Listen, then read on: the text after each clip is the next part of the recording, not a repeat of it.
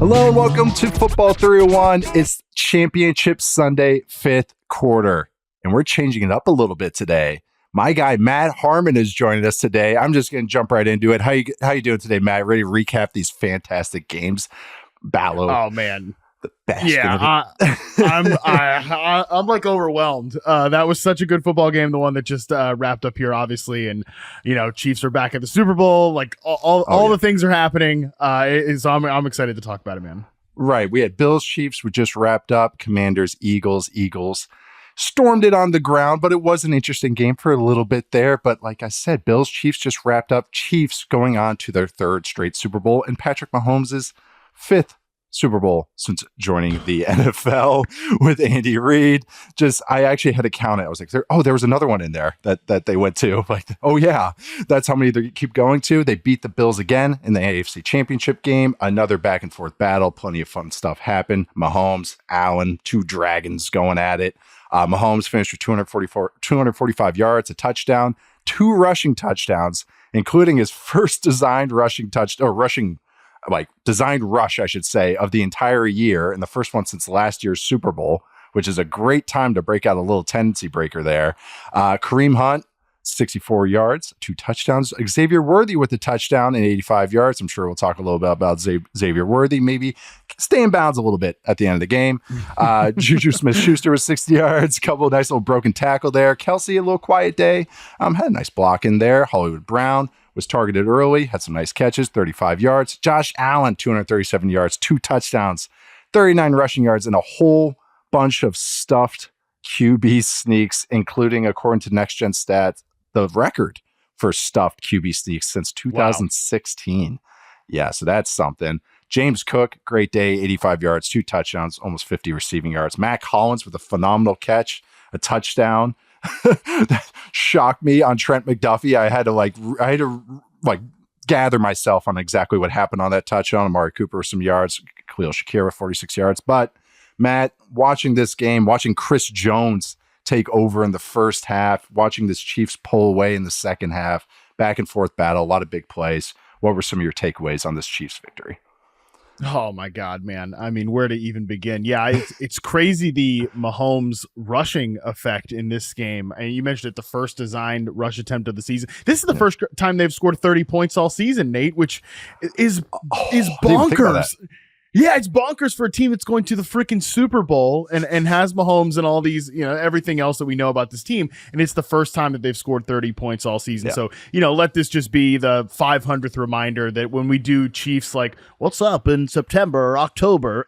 Nothing. It doesn't matter. They don't care. We shouldn't care. Nothing matters. So that was one takeaway that I had when they did put that 30-point up on the board. But yeah, man, this is just so much of this game is just an emblematic of why they're so good, like why this team is what it is, why they're in their third Super Bowl in a row, why they can easily go ahead and get the three-peat here. I mean, this is going to be a really fun game to break down between two extremely different teams, one very talented team in Philadelphia and one team that is just as professional and buttoned up as you can possibly imagine here. There's some little mistakes here and there with Kansas City. Pacheco also goes out of bounds very late in the game for a long, stretch of time here.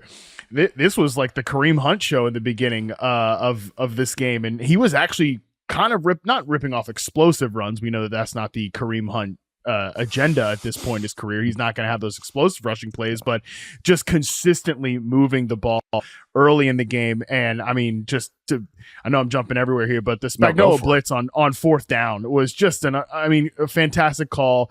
Something like you have to be truly psychotic to do. And Allen almost hit the play to Kincaid. I mean, did hit the play to Kincaid, and obviously Kincaid doesn't make the catch. And it's just really an unfortunate way for it to end for Buffalo. But yeah, just another buttoned up game by Kansas City that, they got some superstar plays from Mahomes. They got a great defensive effort on that side in critical situations. Yep. I thought they had, Spagnuolo had those guys competing at the line of scrimmage and stuffing the sneaks and everything like that. At times I was like, enough already with the sneak, which is crazy because you think that's so automatic. But yeah, just another very buttoned up win by Kansas City here, and they're going to their third damn Super Bowl in a row. It felt like, because the end of the Commanders-Eagles game had all the offsides this is the part of Frankie Louvu and stuff on their QB sneaks. And then this Bills Chiefs game had so many QB sneaks from Josh Allen. It's like, God, enough. I've had my filling of QB sneaks on one day, good and bad. And we're going to do more of a postmortem focus on Bills and Commanders at the end of the show, but we'll touch on some of their stuff right as this game breakdown. But this kind of the Chiefs cast of characters, is so vast now. It's like, oh, Spags steps up on third and fourth down because, even though Josh Allen still completed it, gets 2 unblocked guys on fourth down with, the season on the line. And it's like, he keeps doing that. Last year's Super Bowl, he did this. And, we had a protection botch in the late game, Trent McDuffie on the blitz. Biggest moments, he's going to bring it. I think one time, this is when really when they got torched by the Bengals after they blitzed a bunch. That was like a whole franchise transformation for this whole team because of all those go balls, like 3rd and 17 Burrows hitting T. Higgins and Jamar Chase on them. It's like ever since then, these feel scary again. Like this always is in the cards on these 3rd and 4th down because that was 4th down that we're talking about, which was they brought a corner blitz against a condensed formation, which is like Spags' favorite thing in the world. That it's comfort food for him. And he brings the corner and what's the de facto will linebacker. It was Justin Reed, but I think they were in dime with 6 DBs. So they brought both of them and the Bills were in a 5-man protection essentially. So it's no matter what, they're going to get a free runner on that. It should only be 1, but they got 2. and that's what Spags does. He just busts your protection or puts heat on you. And if he's not, Chris Jones is putting heat on you. In the first half, Chris Jones, I tweeted this, but he was dominant. He got blocked 11 times one-on-one, and he had 7 pressures and 3 quick QB pressures, which is 2 seconds or fewer. It's the most pressures in the first half by anyone this season, or tied for most with Zach Allen in week 2 and Myles Garrett in week 9. The most, Next Gen Stats said this, tied for the most in the first half in a playoff game by any defender since 2018. And he didn't have any in the second half, but I felt him in the first half because it felt like every drop back was a ticking time bomb for Josh Allen back there, even with the Bills offensive line being pretty dang good this season and tonight. I mean, I thought the run game was cooking, pun intended. I had plenty of James Cook notes because I was expecting to, like, maybe that was going to be one of my narratives of kind of like to talk about was just the speed of James Cook being such a dynamic threat for the Bills. But the Chiefs, even when getting pounded in the run, even when letting up some plays, letting up a Mac Hollins dunk, they stuff you on short yardage. And then there's Patrick Mahomes rushing for a touchdown. And it's just like, oh my God, it's like all these guys step up. Spags, Chris Jones. If it's not Kelsey, it's Xavier Worthy catching a crossing touchdown, or it's these guys picking up first downs. So it's just so hard to play this team. And really when you just see these guys step up in these big moments, this is the difference between stars, good players, and superstars, and the best players in the NFL. That's where you felt with Josh Allen. You felt with Patrick Mahomes. You felt with Chris Jones, even James Cook a little bit. Saquon Barkley in the morning game or the early game. It's like you feel the superstarness with these players, and there's just like, yeah, that first drive by the Chiefs, I was like, oh boy, strap in. It was RPO. They threw so many RPOs, and I can't track these. It's really hard with data stuff. So it's just my own eye test tracking it. But I felt like anecdotally the Chiefs ran more RPOs today than they have probably in a while, and it was really working. They had a really good game plan. That's why they're the Chiefs and going to their 3rd straight Super Bowl. Yeah, and it's just these like plays where Mahomes is sprinting out to the right, or even in the final one where he sprints out to the left, and Pirine is just wide open there and makes 43 miss and just picks up the final first down of the game. It's just so well designed and just so cohesive. That's what when I watch Kansas City, everything feels extremely cohesive, even if it's not these dunk on you big plays that the Bills are getting on the other side, and look, we're splitting hairs between these two teams. I do think, and this will be the tragedy of the Bills when we get to it, is I think these teams were very, very, very close. And I mean, look, it's stupid. Like, Josh Allen's going to have a long career. Like, we'll get to the Bills stuff. It just felt like this might have been like a real chance for them to get into the Super Bowl here. And you don't do it because, again, it's not these big dunk on you plays like James Cook is getting in the run game, or even obviously the Matt Collins play. Man, shout out to Matt Collins, the least discussed pass catcher edition for the Buffalo Bills all off season, coming up the biggest in the biggest moments, man. I think like week 2 we got a show together, and I compared him to Robin Lopez, the basketball player. It was just set screens and rebounds. I definitely multiple times this season was like, okay, enough. Like, go back to playing special teams. Yeah. I mean, I did more than once, game. probably. I remember that Texans game. I think Hollins earned it at times, but I mean, man, he came up huge. But again, Kansas City doesn't have those big plays necessarily. I mean, they certainly had the Juju Smith-Schuster like 30+ yard reception. They obviously had the Xavier Worthy close call catch, and this, that, and the other. But they had their big plays, but where they really feel again so cohesive, and it's just this feeling of like confidence is these short little like sprint out plays or Mahomes on the ground, things like that. I mean, Kelsey like running the hook back up and getting the first down on one of the final few drives, like that's classic Travis Kelsey. So you're right, like the cast of characters is maybe deeper now because they have guys like Worthy, and I mean, they have names like Marquise Brown and DeAndre Hopkins who are barely factors in this game. I mean, Marquise Brown, another one, like, hey, Kansas City's receivers have had some issues with the sideline all season. So yeah, I mean, but again, it's this is what's so fascinating about this team, like not just offensively but defensively too. It really is like, it's hard to define what clutch is in sports or anything like that, but like I watched that team play and like that's the C word, that's clutch right there. It felt inevitable. Like it just always when they get the drive that. Yeah, I like that you just keep bringing up. You even said buttoned up, and you brought up, just bringing up how well coached they are and how calm they are. The Chiefs being like that, especially on offense.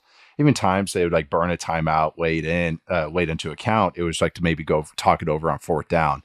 But like you see Mahomes and other guys coming. No one's mad. No one's upset. Everyone knows. Oh, we're taking a timeout. Just chill out. Everyone chill out. We're all on the same page. Details. There was the play you just talked about with Kelsey. He spun around and got that first down, which is like. He's also like an optical illusion sometimes because he's older now. And it's like, how does that still work?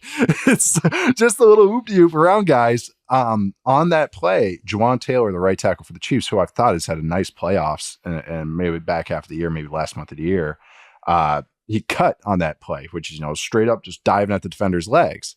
Yeah. And you don't really see that a lot on a straight drop back. Like you do sometimes, throw it in there. It was perfect. It was like teach tape on that. But I'm just saying that too, is like all these guys are stepping up when they need to. It was like he got the defender's arms down. Arms came down. Then now Mahomes can just hit Kelsey with a huge, nice window. Doesn't have to worry about the ball getting batted down. I mean, just even think in the first game that happened today, I know I keep kind of hinting at it. The Commanders had ball batted down like 3 times, 4 times. It felt like, that just kind of kept coming up. Little details. And that's what happens when these guys stay in the system. It's the same language. It's the same stuff that we're layering on. Oh, this is another playoff game that we can just add a layer. We've played the Bills 5 times in X amount of years. Okay, we did this last time, so now we can add this. That's just really nice. And that's what these dynasties do. And that's what the Chiefs are right now. They are a dynasty. And I mean, it was tough for the Bills. Christian Benford got the concussion. And you can see Kyrie Elam got picked on. Whenever they cut back from commercial and there's the little cut up montage already set up by the production team. Oh, and it was not even on throws on plays where he didn't even get the ball or get targeted. Oh, that's brutal. Yeah, almost like uncalled for. It was a little harsh. And they were very harsh. CBS, Jim Nantz and Tony Romo were, especially Romo, very harsh on Kyrie Elam. First rounder. It's like, okay, we got it. Just like it's like I'd keep picking on Elam. You gotta be picking on, and they were the broad. If anybody was picking on Kyrie Elam, it was definitely the broadcast. Like you hardly ever see them showing plays where it's away from the ball, and they're showing plays of Kyrie Elam getting and man, I mean the one. It was the mesh play to Xavier Worthy. It might have not been that one, but I mean, he was just like not even in the same damn zip code. That was tough. Definitely that is like the little things where Kansas City was a completely blank injury report coming into this game. So, I mean, I know this is football 301. We're supposed to, and Nate's over here like charting RPO plays in the first half, and I mean, my God, it's just like their clutch. Continuity and they're healthy. Like, and that's Kansas City, and on top of having the best quarterback maybe that's ever played the game, and certainly the guy who's operating at such a high level right now. But I mean, those three factors alone are the biggest reason why they're here. It'll go a long way, and a defensive coordinator who has several game plans in the Hall of Fame, like like that goes a long way too. Like, and he's probably never leaving. He's probably never going to leave. I mean, he's probably if Tom Brady, who got spagsed in a Super Bowl against the New York Giants, he interviewed him, because I'm just assuming Brady's running everything in Las Vegas. They interviewed him for a head coaching job. And if that guy's not going to hire Spags, ain't nobody ever going to hire Spags. So he's just going to be the defensive coordinator here until he decides he doesn't want to be anymore. And even speaking of Spags, the other guy that is kind of what I'll leave it at is I talked about, bringing Spags on, kind of transformation from that Bengals game a few years ago, the conference championship game I'm thinking of, that they lost in the second half. It is Justin Reed, the safety for the Chiefs. And he kind of epitomizes what Spags and what the kind of transformation of the Chiefs defense, which they were getting popped in the run game, don't get me wrong, and then Josh Allen's going to get his. But it still went from, a bottom 5 defense for a couple of years with Mahomes, and they did crank it up in the playoffs to top 5 last year, and I'll say top 10-ish this year, top 12-ish. And Justin Reed kind of epitomizes all that. He's such a good tackler. James Cook had a really nice play on him to score on the last touchdown on the option play. But other than that, he had some great plays. He had a nice tackle on Khalil Shakir. And it's like, again, talking about what you just started with, like, button up, composed. Like, these are professionals. And that's what this team is. Just a bunch of professionals with the stars on both sides to kind of carry them over the top. By the way, why Romo kept bringing it up, like probably about Kyrie Elam, is quarterbacks. There's nothing quarterback loves more than seeing a backup corner get in the game. And I heard a story, and I don't know the names, but I heard a story when I was with the Falcons, and they played the Packers in the playoffs. I want to say this was the Packers Super Bowl run. So that would have been 2010. And the corner for the Falcons gets hurt. And the scouts that I talked to from the Falcons said, so the corner gets hurt, he's getting walked off, and then the backup goes in. And you see Aaron Rodgers get the play, goes into the huddle, pokes his head out, sees that the backup's coming into the game, and then just goes to the side and like change the play. Gets the huddle, breaks the huddle, eyes left, kept looking at the corner, boom, first play touchdown. And like that always goes into my mind when backup corners get into the game, especially against the elite quarterbacks. They're like, yep, there's my guy. There's my guy I'm going after right there. But where's Waldo? Like, there he is. Absolutely. Like, let's find him. Yeah. NFL's a matchup league. And then once you get into these times, the playoff times, and then the stars, like, doesn't matter what the matchup is, the stars shine. And you just remember that every playoffs, I'm like, oh yeah, these guys are really good. That's why they're the stars. But Chiefs move on. Like I said, we'll do the Bills kind of postmortem a little bit later. And then we are going to take a quick break, and we'll come back with the NFC Championship game, Commanders and Eagles, and our thoughts on that. Introducing Daily Draw, the latest free-to-play game from Yahoo Sports. Daily Draw gives you a pack of 6 prediction cards every day based on the day's biggest sporting event. Download or update the Yahoo Sports app on the Apple App Store or Google Play and join the action with Daily Draw today. All right, we are back, and this was the NFC Championship game. Eagles put up a 50-burger on the Commanders. Whew, that was it was close for a little bit there, and then the Eagles take this one 55-23. Jalen Hurts with a touchdown, 3 rushing touchdowns actually. Saquon Barkley with 3 rushing touchdowns of his own, including the first touch of the day and 118 yards. Will Shipley with a little touchdown at the end, Clemson's finest. A.J. Brown, 96 yards, a touchdown, a great block on that Saquon Barkley touchdown that scored on the first play. Yeah, that got me fired up. Drama where playoff time. We're digging in, blocking DNs. He pinned Dante Fowler. It was awesome. Dallas Goedert, 85 yards. He had a couple nice yak plays as well. Devontae Smith also had a designed run, but also 45 receiving yards. Jane Daniels, nice little day. Kind of had some up and down this. They got sacked a couple times, but finished with 255 yards. Very accurate, I thought, throughout the day. Got pressured a little bit. 48 yards. A really nice rushing touchdown where he literally got skinny through the hole and saw his creativeness as a runner. It was really nice. They didn't really get stuff going on the ground. Zach Ertz had 100 yards against his old team. Kind of Terry McLaurin with the touchdown at 51 yards, but Yeah, Eagles with tying the NFL record with 7 rushing touchdowns in a playoff game. They were getting it done on the ground. Some forays through the air. I actually thought Kellen Moore had some nice pass designs, which I'll talk about in a sec. But Matt, watching the Eagles moving on to the Super Bowl, moving on to New Orleans, beating the Commanders, what are some of your thoughts on this game? This team's really good. This team's really, really talented. When everything's kind of coming together, especially on the offensive side of the football, and it wasn't perfect. Like there were definitely some plays I think that Jalen Hurts left on the field. Some nitpicks and like, okay, let's get the ball out here. You've got somebody. Let's take a shot there. Whatever. There, again, you can nitpick, but when you're getting, probably like a B+ effort out of the passing game, and you have that run game. And look, it was a mismatch in terms of that Commanders run defense versus this Eagles run game. And I wrote about Saquon Barkley this week, and was talking about this all week long, just kind of the Commanders and how much they give up, like big plays, explosive runs on the C gap. How Saquon Barkley is the only running back to have 6 yards per carry in the second half of games out of zone runs and gap scheme runs. It was a tough matchup, particularly. And I actually think that the Will Shipley play late in his long run was the best example of it. It's just usually this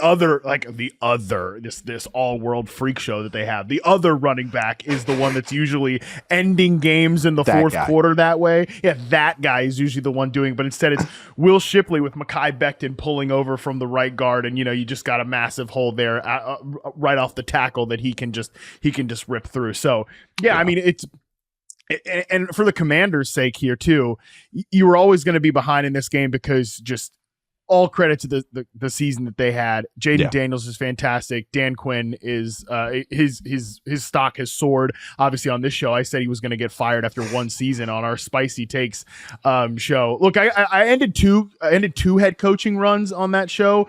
One was Dan Quinn, one was Antonio Pierce. So I'll take 50-50, I'll take 50-50 on the one and done. But obviously Dan, I still look like a jackass. So Dan Quinn, again, respect up in my book. But at the end of the day, you're just not as talented as that team on the other side. And when you have 3 turnovers, this is the result that you're going to get. But Philadelphia is an incredibly strong team that they're so well built, and the Barkley stuff is just insane.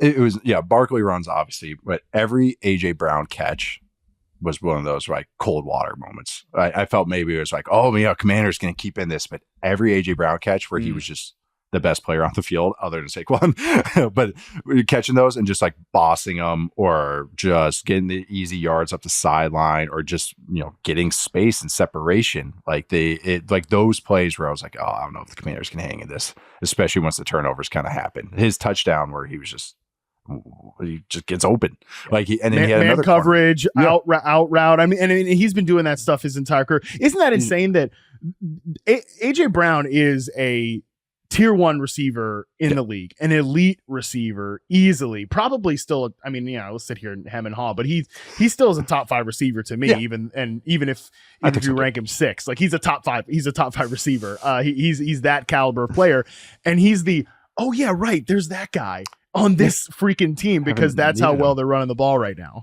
That's what's insane. It's like they haven't needed him, and then he shows up, and he's even like.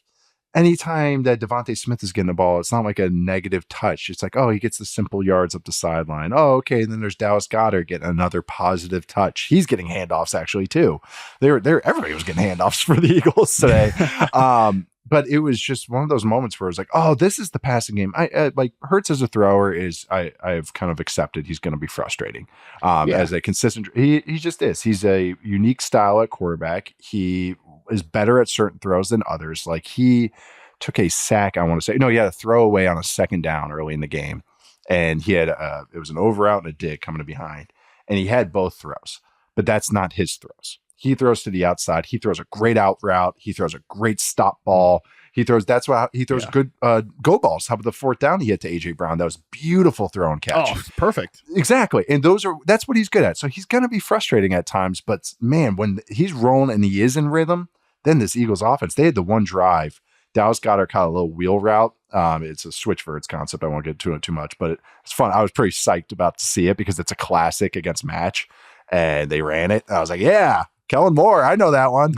But he catches it, but like that one, nice and rhythm. He throws it. Brady was bringing it up a little bit too much about the rhythm passing, but I did feel like this passing game actually was like, oh, okay, this is how I've expected it. They had a 58% drop back success rate. They had 5 explosive receptions. Hurts went 0.45 EPA per drop back. Of course, it felt good. It didn't feel cheap. Like, there's some RPOs in there, but there's some true drop back stuff. There actually was like pushing the ball. Actually, and not a bunch of dink and dunk stuff.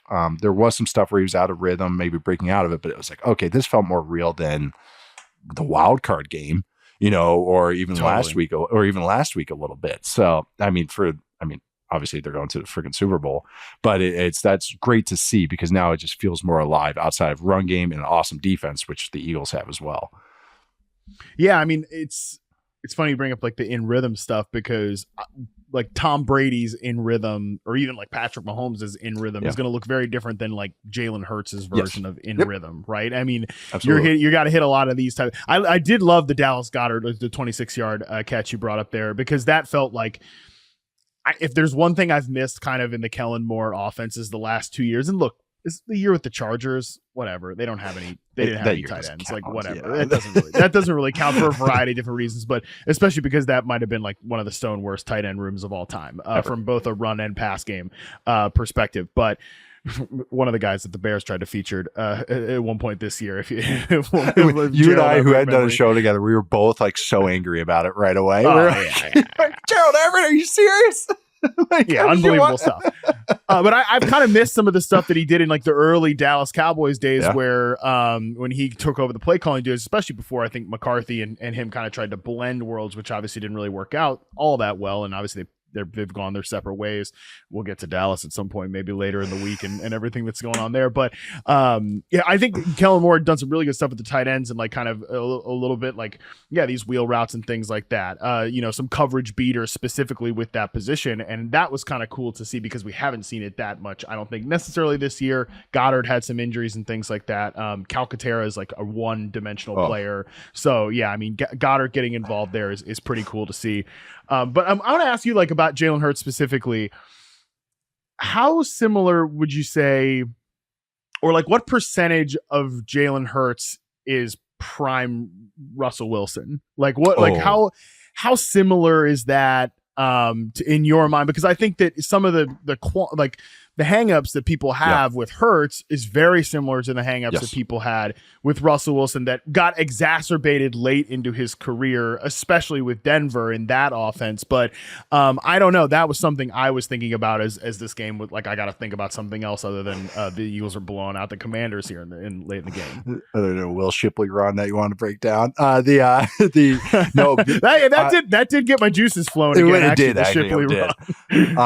It was that's funny you bring that up. Hurts and Russ are extremely similar to me. They have a lot of the same strengths to me and a lot of the same weaknesses as far as where they like to throwing to the outside. They like to throw vertical. Not the best quick game throwers. They like to kind of throw out of rhythm. It's either one and then maybe go into creation. I've always thought Russ, even his prime, especially has been better thrower than Hurts has ever been. As far as just, timing throws, layering throws, a little bit more of a creative thrower, throwing on the move.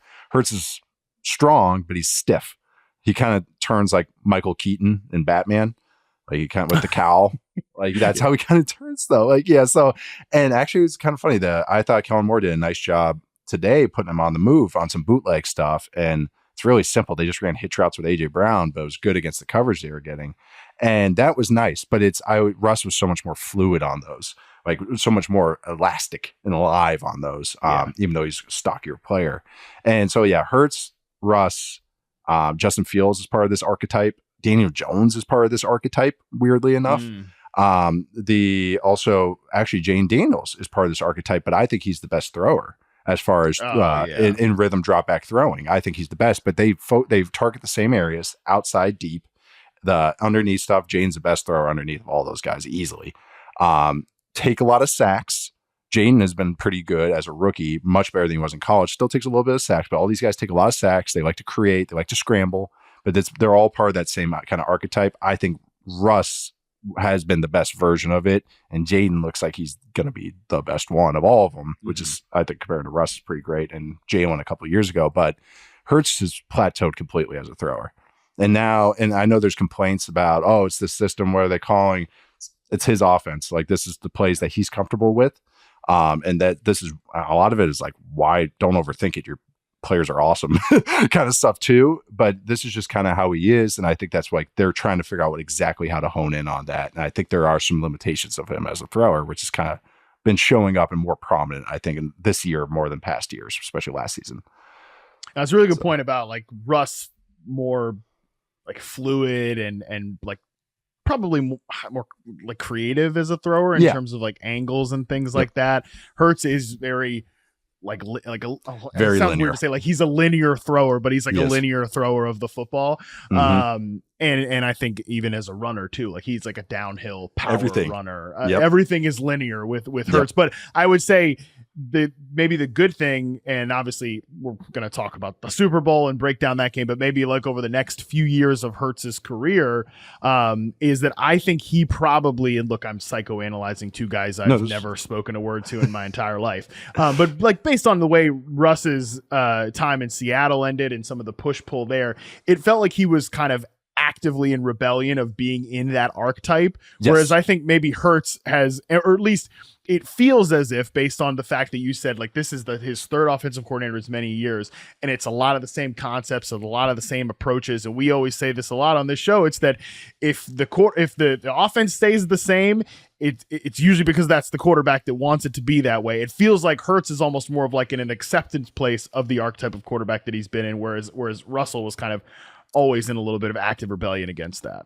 I think Hurts, and again, like you just said, I'm on the outside with this, but watching him this year, I feel like he was trying to take more ownership of the operation of the offense, and was kind of hit and miss on that. But that's good. I wanted to see that growth out of him, but you always revert kind of to what you are when stress kind of happens as well.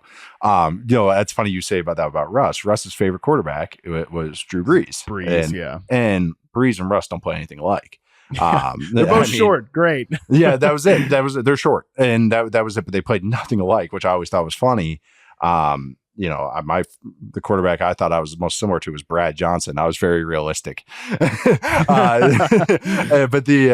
it wouldn't watch with Russ. That was kind of exactly this. Oh, I want to get into empty. I want to be straight drop back stuff. And it's like, Russ, you're a play action quarterback, and that's what he's best. That's what Arthur Smith tried to do this year, and I felt like he actually was like, oh, okay, this is what I am. And I think Hurts, it's like, okay, it's like you said, it's very direct. It's stop routes. It's vertical routes. It's nothing breaking. Maybe the out routes, but that's single breaking stuff, but nothing that's more going to be those anticipation throws over the middle, the overthrows and everything. So that's where I think the limitations come, and that you can win this way. You just have to have dudes. Luckily, the Eagles have dudes. So like, that's the thing. You're never going to really see it kind of maybe come crashing to a halt unless that really starts dropping off around him, but you might see just more frustrations. I really just think he's got I don't want to get into this, but I was like really talking to him in private Q. I come work on flexibility and work on, maybe being more of work on some of that as you're trying to turn and run and throw, just to open up stuff and open up. There's so many times when he gets pressured right away and he can't like find a throw.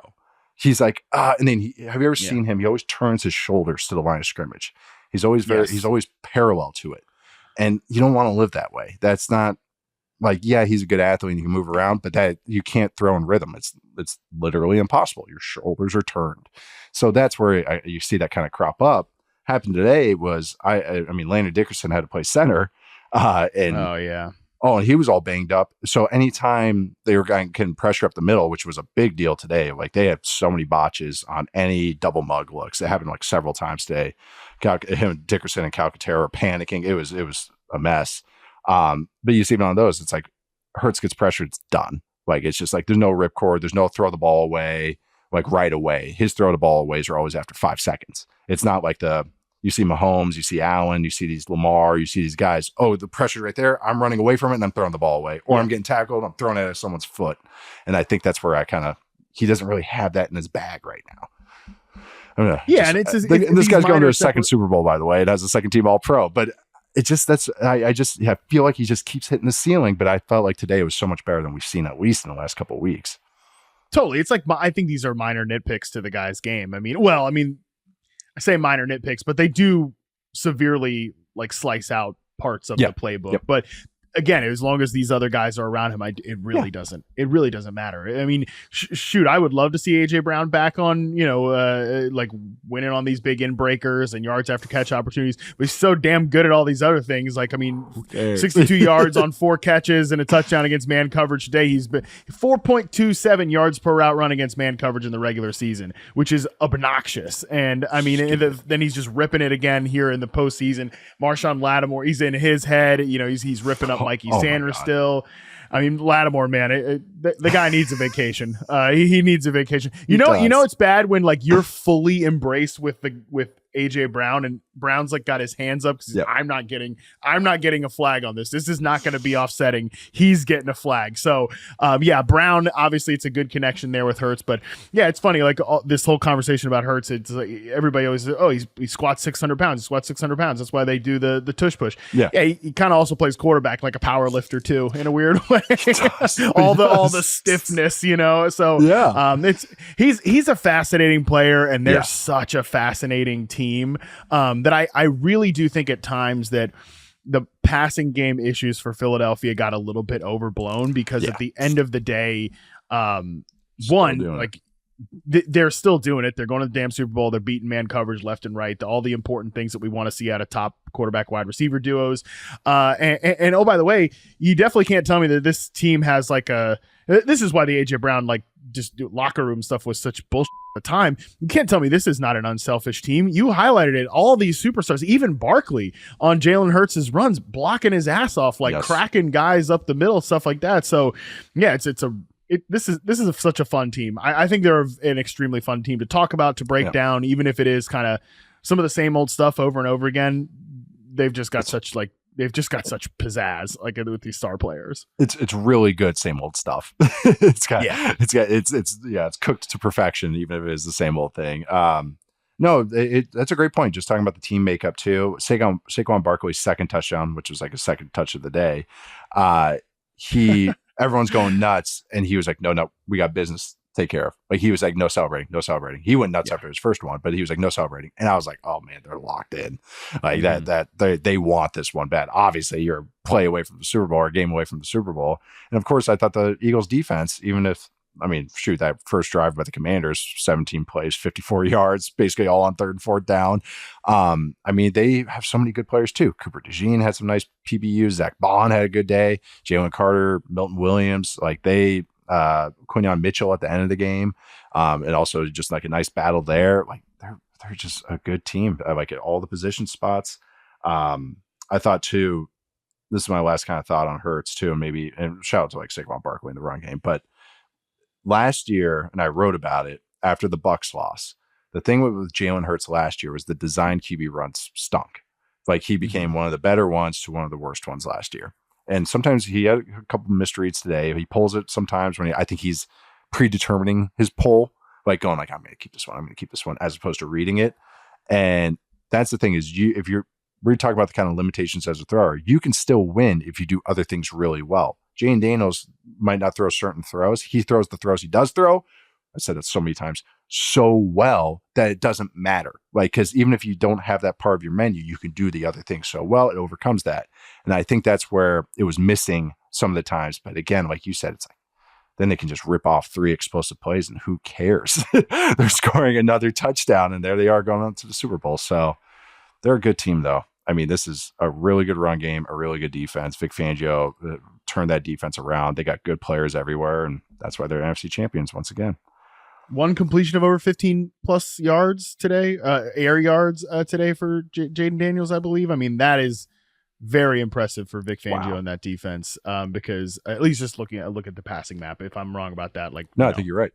Sue me. But yeah, there was very little downfield passing for the Commanders, which they have shred, and obviously very different level of competition here, but shredded Tampa Bay. They shredded definitely Detroit on the downfield passing game last week, and really that's been a big thing for them all season. So to give up basically nothing downfield, huge feather in the cap of Vic Fangio and all of those players over there. Quinyon Mitchell, what a baller. I mean, I know, so good. But forcing turnovers, limiting explosive plays, tackling really well, other than the Terry McLaurin catch and run, where Darius Slay took the longest path ever to catch back up to him. Just watch Darius Slay on that play. It's hilarious.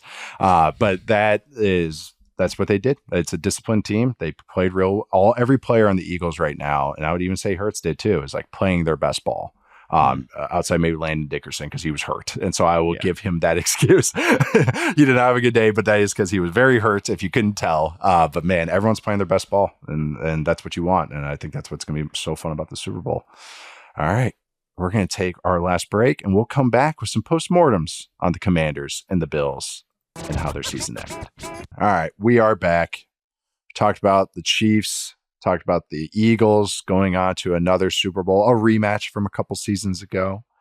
But let's talk about the losers from these games that made the Final Four, fantastic seasons. We're going to do a little postmortem, how we got here, maybe the next steps over the next couple months, what to look for. But first, we got the Commanders, who just lost to the Eagles. What a season from Dan Quinn, Cliff Kingsbury, flowers to Cliff Kingsbury. I got to give it to him because I thought this Commanders offense didn't have the cliff drop off.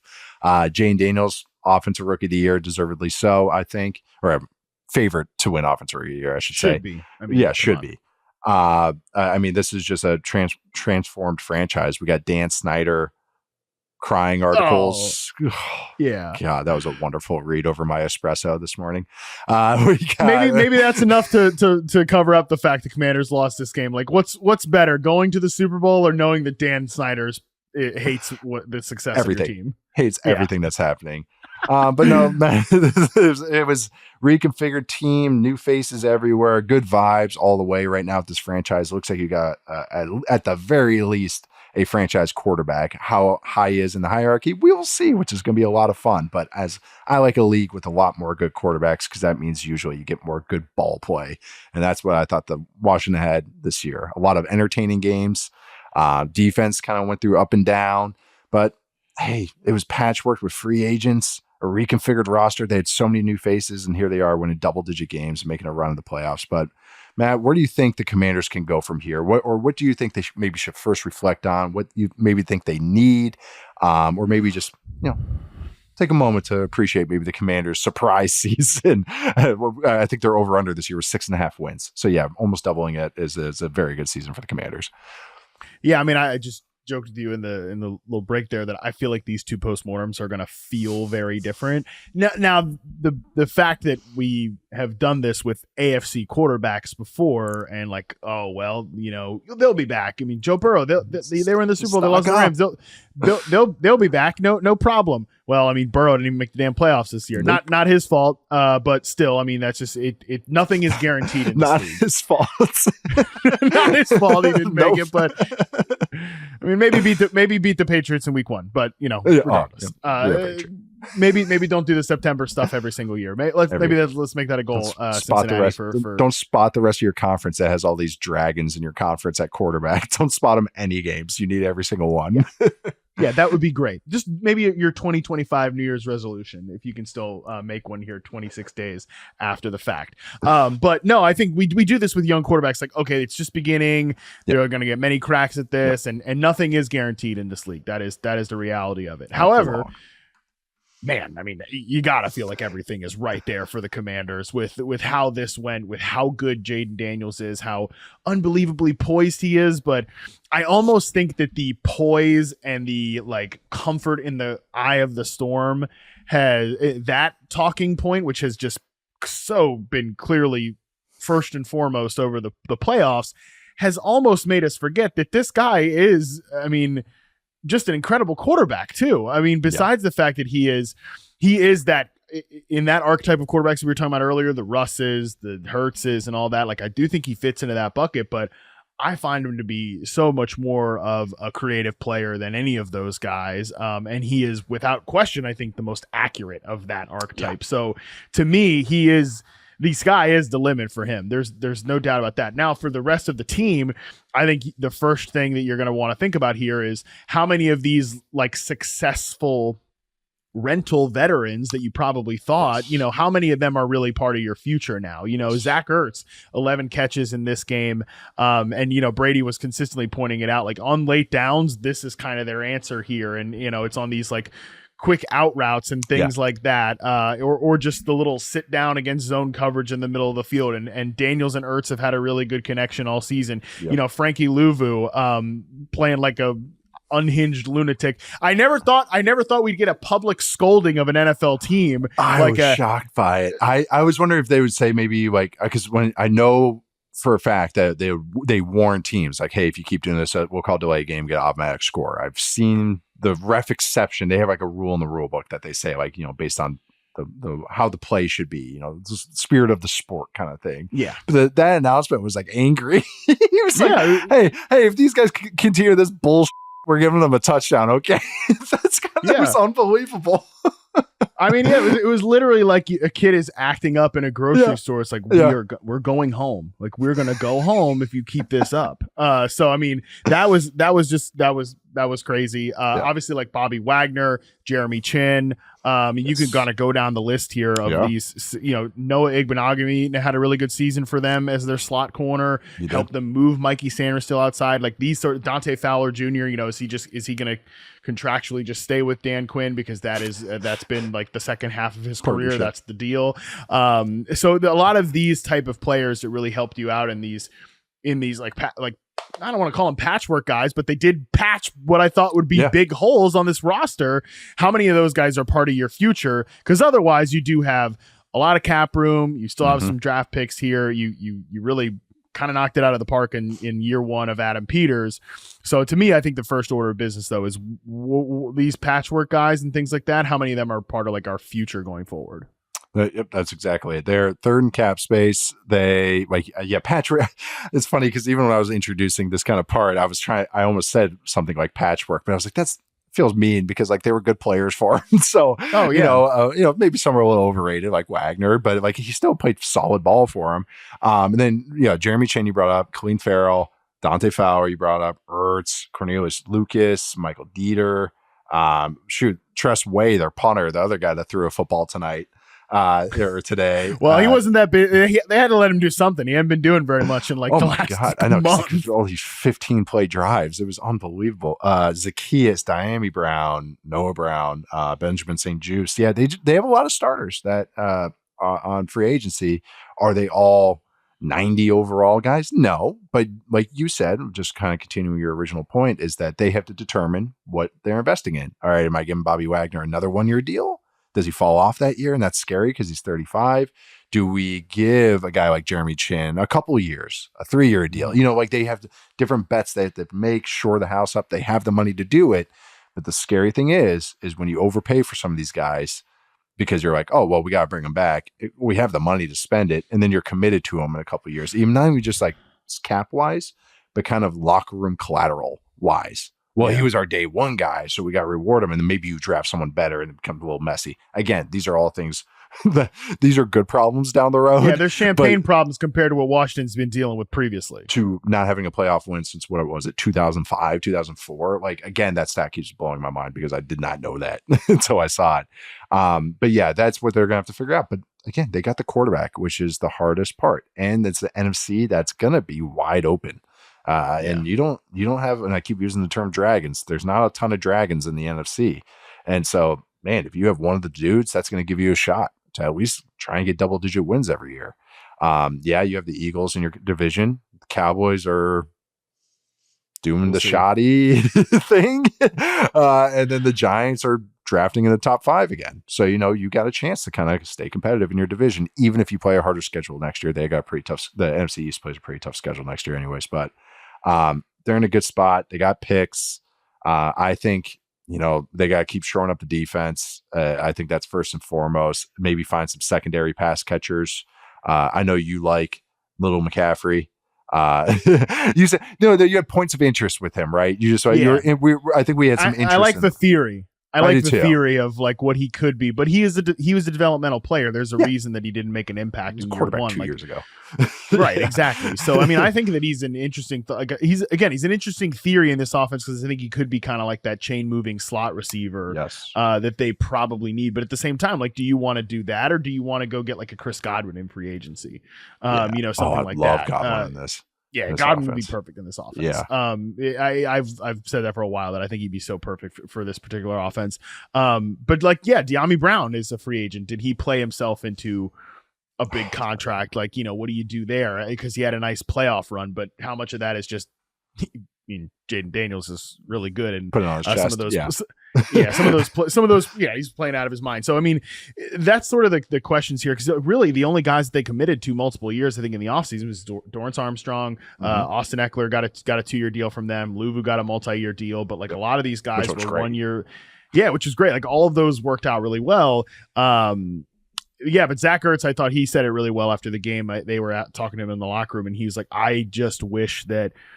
He's like, I wish I had more of my career left to play with this guy, basically. No. Like, I wish I was playing with him when I was younger and I wasn't this age. I'm paraphrasing, but that was along the lines of what he said. And that's what a lot of these guys feel like right now, is that I think it's a big reason why they were in this game, why they made this run, is because they had a lot of these veterans. They had a lot of like the tone setters, the floor setting players, and like the culture builders. That stuff is really important. It is. But now it's what does phase 2 look like? And if you hold on to phase 1 too long, when you get into phase 3, are you starting to, like you said, have you capped development for younger players and things like that? So that really, I do think, it's the first step for this team to take in the offseason.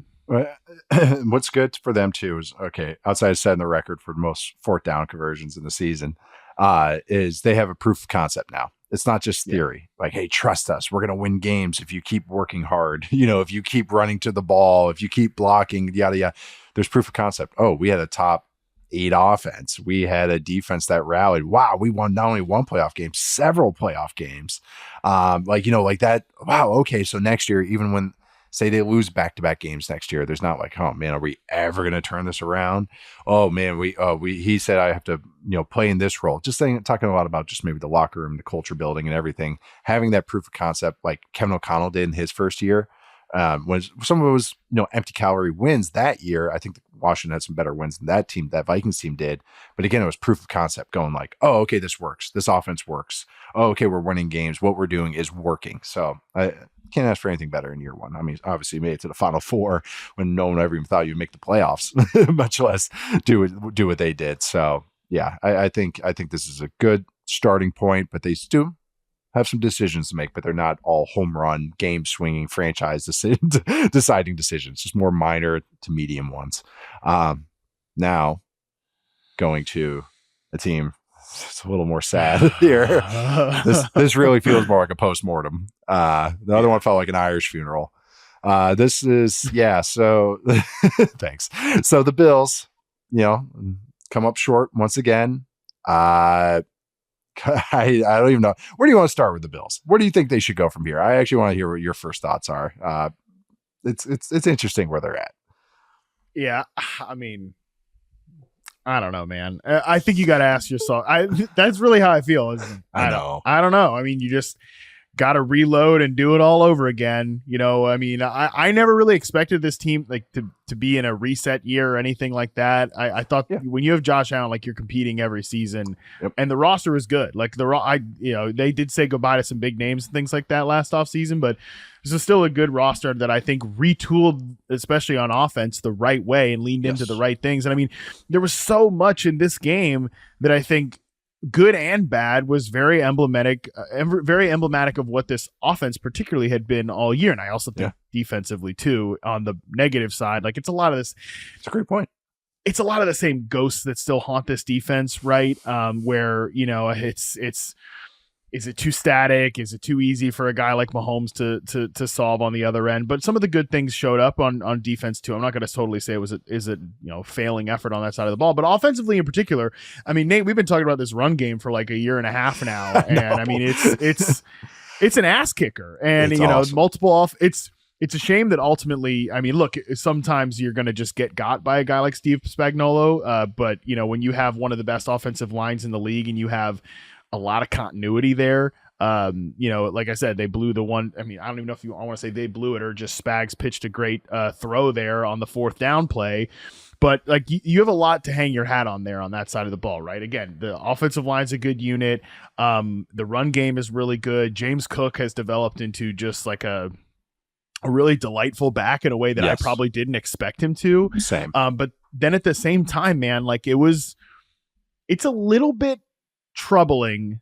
And I love what the Bills have done with the wide receiver room and kind of doing it by committee. And I think they have been, of all the teams that tried to do the wide receiver by committee thing this year, and like, we don't have a true number one, but whatever, it doesn't really matter. I think they pulled it off the best. I also think they probably pulled it off the best because of the guy they have at quarterback. Right. But it's pretty damning that when you're getting all this like cover 0 and cover 1 late in a game, your answers are like, well, and we're gonna do the orbit motion with Khalil Shakir, which I actually think maybe Allen could have thrown that on the 4th down play, and he almost threw it to Kincaid. So whatever, Kincaid catch that pass, nobody cares about Khalil Shakir on the orbit motion, or like screen to Amari Cooper. Yes. Like, still feels like there's a missing piece there on the outside. But if they come back and just try to run everything back offensively, Joe Brady's coming back next year.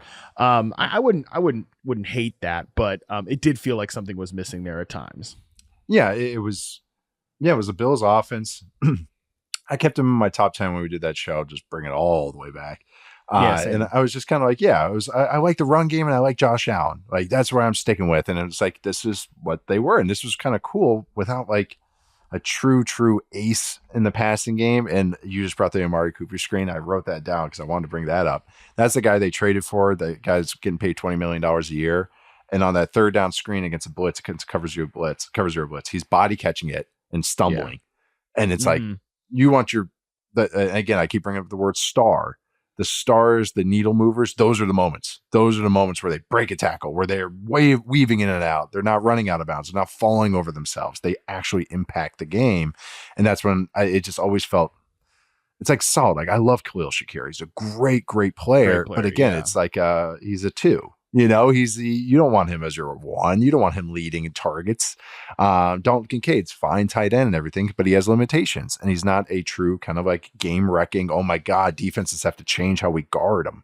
Like they don't have that guy. Yeah, the quarterback you have to try and contain and corral and all that. Now the run game is really tough, but when they throw the ball, it's like, all right, if we play disciplined and we can maybe win over time, over 60 minutes. Like, if he just doesn't have it 20 hero plays in him, he has 12, we can beat this team because the guy is not catching that ball and taking it to the house. A guy is not breaking a tackle. A guy is not dunking on somebody to like move the needle and change the play and change the math of the play. So I just feel like that does show up with this team. They tried to draft Keon Coleman, had injuries this year. He's a unique player. Anyways, and it just feels like, again, that they kind of need to address maybe the skill guys again, the pass catchers again, and defense as well. But man, you brought the defense a little bit too, and it's like that as well. They need an ace pass rusher. And they tried with the Von Miller signing, and obviously he's old now.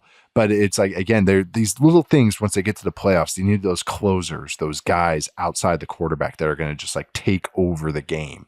And again, that's what you want. That's what every team freaking wants. But it always feels like the Bills they're just missing that one thing. It's like sometimes the scheme's good, and sometimes this good, the effort's good. They have a nice little bunch of role players, a bunch of good starters, but just that one guy that just takes them over the top outside, of course, the quarterback. So that's where we kind of just live at. They're negative salary cap right now as we look at it. Mari Cooper's a free agent. Rasul Douglas is a free agent. Matt Collins a free agent. Our guy Ty Johnson, Reggie Gilliam, but that's not crazy. Damar Hamlin is a free agent. Alec Anderson is a restricted free agent. That's their 6th offensive lineman. I figure I would give him a shout out, but that it's nothing crazy. But first 2 guys I said, Amari Cooper and Rasul Douglas, kind of shows where you probably need somebody, somebody in DBs and a receiver. That's kind of where my eyes go, my attention goes. Anything for you, kind of like that maybe next step for them, or that first thing to look at? Well, just first things first, just because you brought up our Hamlin. I never want to see him in man coverage against Xavier Worthy again in my entire life. And there was a couple of times where it was like, how is that's number 3 against number 1? Yeah. How does this happen? This should not be what it is. And I realize that Kansas City can do a lot of things to break your rules defensively and get those matchups and things like that. But I mean, I probably know why the broadcast isn't gonna bring that up. But I mean, with the how much they hammered Kyer Elam over and over again, and I was like, what are we doing with DeMar Hamlin and on Xavier Worthy? Yeah.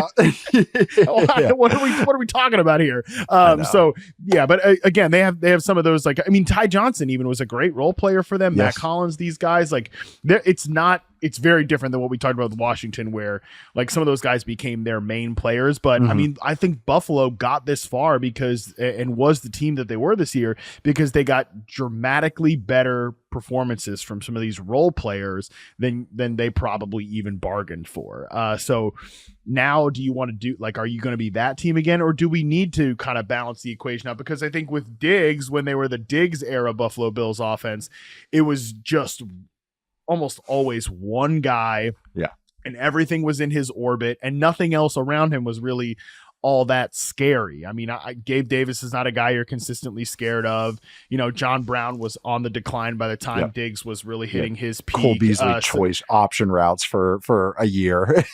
right. Like that's what we're doing here. So like that was that era of Buffalo. Now I think it's like all the way spread out. Can we get to a point where, yeah, these guys like Coleman, I don't need to be throwing him fades against Trent McDuffie ever again, but like he's got his place. Khalil Shakir, I think, is a really, really good player. All these guys, like, I mean, James Cook obviously is a star back there. Samuel has his place, but like, do we need one guy in here that can be a little bit more of that like gravitational force while we also have these nice little role players? That's like the ideal balance that I think every offense wants. Tell me where you're going to find that guy when the free agent class is what it is, and the draft class maybe is not as exciting as last season either. It's not the worst thing to lose in the Final Four and to have one of the dudes at quarterback. It isn't. It's not the worst thing, but I know it feels pretty terrible in Buffalo right now, and I get it. Yeah, it's just terrible to do it every year. It's terrible to be that team every year or whatever. And against the same team, and kind of have the same feeling after you lose the game too. Just like, just not enough. Just enough, but not enough at the end of the day. So I'm enjoying. I think the Bills are always. I liked watching this offense a lot this year. I always think the defense is coming with good game plans under Sean McDermott. I want to see how they get out of this one. I want to see this next reconfiguration of the team. I think it's going to be a lot of fun. And, also is going to be a lot of fun is the Super Bowl in New Orleans between the Eagles and the Chiefs. Congratulations to them. Congratulations, Commanders and Bills. I'm sorry the season ended this way by making the Final Four. Tip of the cap to you guys. Tip of the cap to Eagles and Chiefs. Tip of the cap to everyone listening right now. An hour, the fifth quarter, baby, on the Championship Sunday. This was a lot of fun. I am Nate Tice. You can find me at Nate_Tice. That is Matt Harmon. Where can they find you, Matt? What are you working on this week? I have no idea. Awesome. You can find me at Matt Sorry Harmon to put you under the gun. No, I'm gonna write postmortems on Commanders and Bills tomorrow morning. You're kind of the Grim Reaper now, aren't you? That's my role in the playoffs, man. We're in black. I gotta tell you what's. I am, and hey, pants are. This is the fifth quarter. They're black too. So I'm full all black here. So very much appropriate that I will be writing about the two losers doing the postmortem tomorrow. What is life after the death of the 2024 season for the Commanders and Bills? That's what I'm working on. I like that. I'm glad we got it kickstarted for you at least. But no, thank you all for listening. The playoffs are a lot of fun. We'll be doing these Sunday show after the Super Bowl as well. And also make sure to send in those mailbag questions. Send the questions to football301mailbag at yahoosports.com or leave us a review on Apple Podcasts. Also make sure to subscribe to us, follow us, rate us 5 stars, like I said, or watch us on YouTube on the Yahoo Sports YouTube channel. Thanks to Madison, Stone, and Brett behind the scenes. Thank you to you, Matt. Thank you to Charles, who's in Frisco. We'll be back later this week. Thank you all for listening. See you guys next time.